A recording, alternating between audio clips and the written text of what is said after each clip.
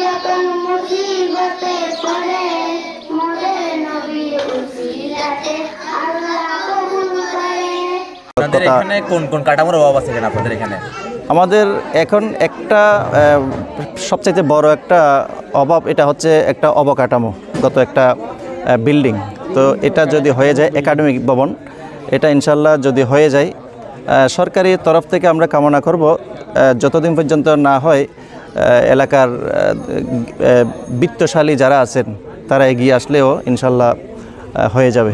আপনাদের এখানে কোন শ্রেণী থেকে কোন শ্রেণী পর্যন্ত আপনারা এখানে পাঠদান কার্যক্রম চলমান রয়েছে? আমাদের এখানে শিশু শ্রেণী থেকে একেবারে আপাতত পঞ্চম শ্রেণী পর্যন্ত আমাদের ক্লাস চলতেছে। বিসমিল্লাহির রহমানির রহিম। আসসালামু আলাইকুম রহমতুল্লাহ। আমি এমদাদ হোসেন চৌধুরী।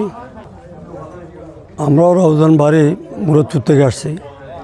আমি চট্টগ্রাম দোকান মালিক সমিতির স্ট্যান্ডিং কমিটির মেম্বার। আলহামদুলিল্লাহ, আবুয়ার দুর্গম এলাকার মধ্যে একটি মাদ্রাসা প্রতিষ্ঠা আমার শাশুর আলহাজ মরহুম শামসুল আলম তালুকদার সাহেব প্রতিষ্ঠা করেছিল আজকে থেকে প্রায় 5-6 বছর আগে। তো এলাকার শিক্ষক, এই মাদ্রাসার শিক্ষক, এলাকাবাসী, মুরব্বিয়ান প্রত্যেকে আজকে এখানে উপস্থিত হয়েছে। আলহামদুলিল্লাহ, আজকের এই অবস্থায় মাদ্রাসাতে আজকে প্রথম সভা আনুষ্ঠানিকভাবে শুরু হয়েছে এবং এই মাদ্রাসার উন্নতি লগ্নে আজকের এই সভা হয়তো একদিন বড় আকারে একদিন এই মাদ্রাসার উন্নতি কল্পে এই মাদ্রাসার সফল কামের উদ্দেশ্যে সামনে যে পরিকল্পনা বাস্তবায়ন হবে। বিগত কিছুদিন আগে আমরা এখানে একটি মসজিদ ডোনার আসছে এবং বড় আকার একটা সুন্দর সুরম্য মসজিদ হওয়ার পরিকল্পনা হয়েছে।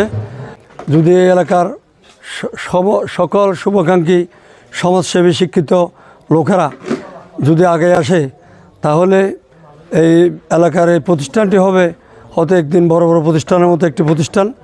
হয়তো রাউজান এবং চট্টগ্রামের হয়তো 1 থেকে 10-এর ভিতরে যেন মাদ্রাসার উন্নতি হয়, মাদ্রাসার একটি মানসম্মত শিক্ষাদান করে। আমি শিক্ষকদের আগামীতে সুন্দর শিক্ষাদান আশা করব।